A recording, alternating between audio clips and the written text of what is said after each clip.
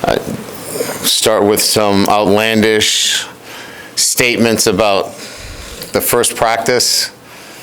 National championship, no doubt. We were running around in our underwear, so I can tell you that that's the facts. No, I mean, look, this is a continuation of, what we've been doing since January. But, we went out on the practice field today. I love the energy, the enthusiasm. There's an incredible want to. Look, I mean, I'll tell you, they want to change the narrative. They want to be a championship team, and they know it takes hard work. It takes a commitment. And this was one practice towards that. So I would say, from my perspective, it's what we've seen from the guys in terms of great energy, a real incredible, I would say, attention to all the little things that we've asked in meetings, on time, and that's a big thing for us right now. So, we got to learn how to practice. It's different for them. They're learning me and how I want to practice. But it's not because they're not giving us everything. So it's what I would have hoped for, a group that is eager to learn. And then I will say that their conditioning level, Jake Flint and his staff have done an incredible job. We run a drill called 88s, which is a high tempo, 8 plays with the first group, 8 plays with the second. And on the first day, generally, you get guys that are, bent over, huffing and puffing, and there was none of that. So that's a real indication of their conditioning level and that staff getting them ready for spring practice. So that's my opening. I'll take questions from there. Yeah. I can hear you. I can hear you. If you'd like to use the microphone. Oh, you're recording it. Got it. Sorry. I'll get this down after my 32nd year. I'll figure it out. Brian Wilson Alexander with The Advocate. The part that we were able to see, you're kind of seemed like walking around, taking notes. Is that just sort of the process that you like to, or sort of like what you like to do during practice, sort of see everything and write down what you're seeing? Is that sort of how you go about doing it? Yeah, I think today in particular, there are things that I like to be done from a management standpoint too. So, getting all the things managed on the field the right way with our student managers, equipment, medical staff. Those things are important to me as well, and the way things are laid out from period to period. And then within the drills themselves and making sure that they're the right coaching points. So, but generally I'm moving around the practice. I tend to probably go 70-30 offense to defense. That's just the way I've always kind of coached, is a little bit more on the offensive side, but generally taking notes and much more about a bigger picture. Today, I'll always spend a little bit of time. I don't know if you saw in the middle there, we have a tent where we have live GPS numbers. I like to check the player loads during the practice and get a better sense of, what their load is, how fast they're running, and keep a tempo of that as well. Hey, Coach. Shea Dixon with 24/7. You've talked about addressing some needs through the portal and some positions that you still would like to address, but as you kind of went through that evaluation process, were there some positions, or are there now, that you did feel good about? You liked kind of the guys or the depth you had? Oh, yeah.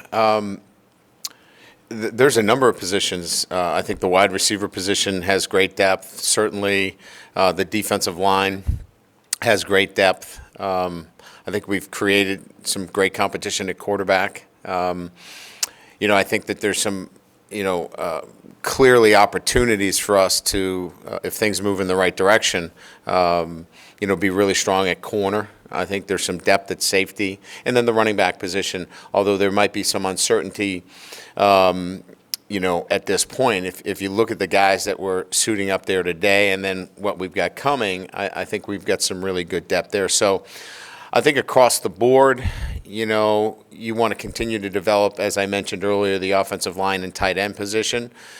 I think we're still looking at, how we're going to play that outside backer position, that nickel Sam.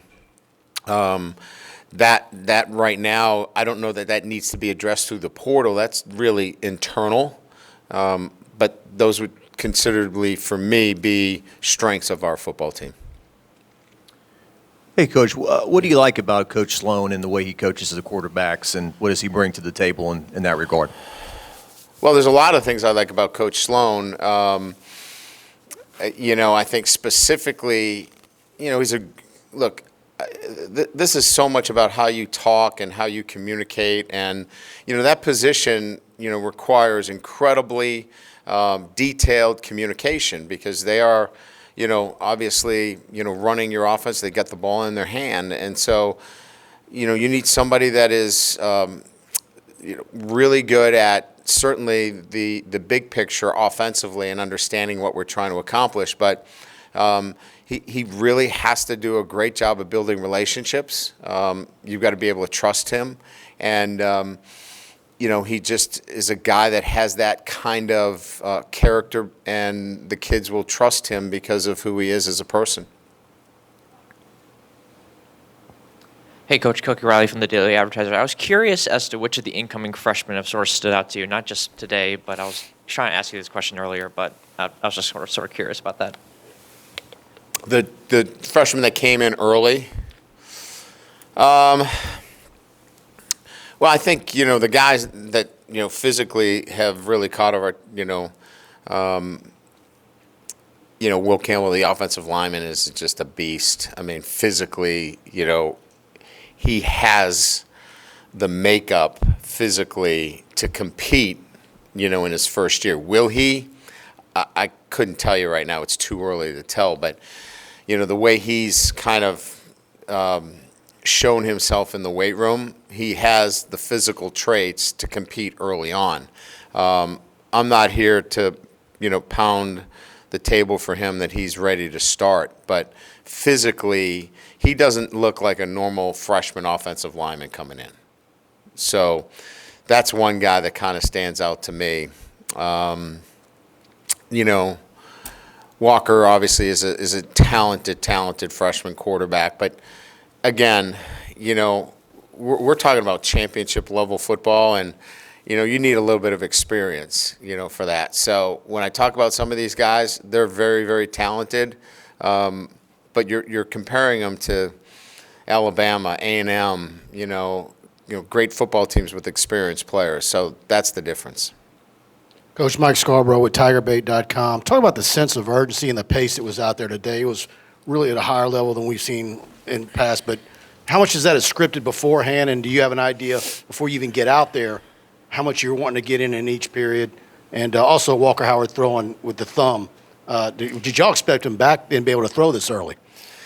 Yeah, so tempo, as I don't know if you guys know, but we were out there for 90 minutes, and I like to get a lot of work done in a short period of time. I don't think you need to be out there for 2-3 hours. I think you can get your work done, and I want to do it with high energy. I love intensity through repetition. I think it's the best way to learn, and creating that environment has been really good.